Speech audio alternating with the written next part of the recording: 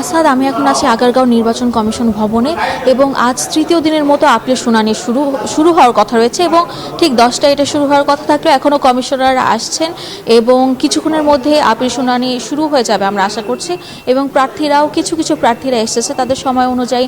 এবং আজ আমি যেহেতু বলি, আজ ক্রমিক নং 71 থেকে 140 পর্যন্ত যাদের ক্রমিক নং দেওয়া আছে তারা হচ্ছে আজকে এখানে তারা আজ এখানে এসে তাদের শুনানি শুনবেন এবং শুনানি অনুযায়ী তাদেরকে জানানো হবে তাদের আপিল মঞ্জুর হয়েছে কি না মঞ্জুর। এবং যদি বলি গতকাল হচ্ছে 70টির মধ্যে 58টি আপিল মঞ্জুর হয়েছিল, এর মধ্যে বাতিল পড়েছিল 6টি এবং 7টি অপেক্ষমান রয়েছিল।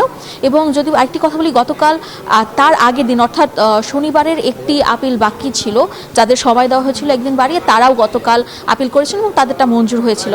এবং গতকাল যারা প্রার্থিতা ফিরে পেয়েছেন তারা অনেকেই দোয়া চেয়েছেন এবং তার পাশাপাশি অনেক প্রার্থীরা আছে যারা অভিযোগ করেছিলেন যে তাদের তুচ্ছ কারণে তাদের যে প্রার্থিতা বাতিল হয়েছিল তার যদি তারা মূল কারণ দেখে, তারা বলেছিলেন যে মততন্ত্রের ভয়ে রিটার্নিং কর্মকর্তারা তাদের কাজ ঠিক মতো করেনি এবং যার কারণে এতগুলো প্রার্থীদের প্রার্থিতা বাতিল হয়েছে তুচ্ছ ছোট কারণে, যেখানে হলফনামার হয়তো নামে কোনো জায়গায় একজন ভুল আছে বা স্বাক্ষরের দিক দিয়ে কারো একজনের ভুল রয়েছে, সেসব ছোটোখাটো। এবং আরেকটি সবচেয়ে বিষয় যে কারণে সবচেয়ে বেশি আপিল বাতিল হয়েছিল তার মধ্যে সবচেয়ে বড় হলো এই 1% ভোটারদের স্বাক্ষর, যারা অনেকেই 1% ভোটারদের স্বাক্ষর সংগ্রহ করতে পারেনি বা অনেকে স্বাক্ষর করার পরও অস্বীকার করেছে বা জানিয়েছে যে সেই স্বাক্ষরটি তাদের হয়তো কোনো জায়গায় ভুল করেছে।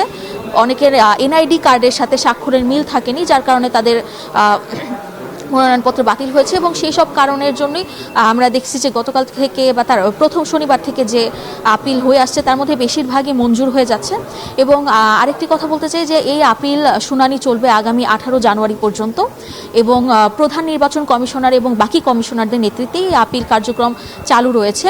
এবং এই শুনানি আজ চলবে বিকেল 5টা পর্যন্ত। এবং এই ছিল আমার কাছে এখন আগারগাঁও নির্বাচন কমিশন থেকে সর্বশেষ তথ্য। ফিরে যাচ্ছি স্টুডিওতে। আসাদ।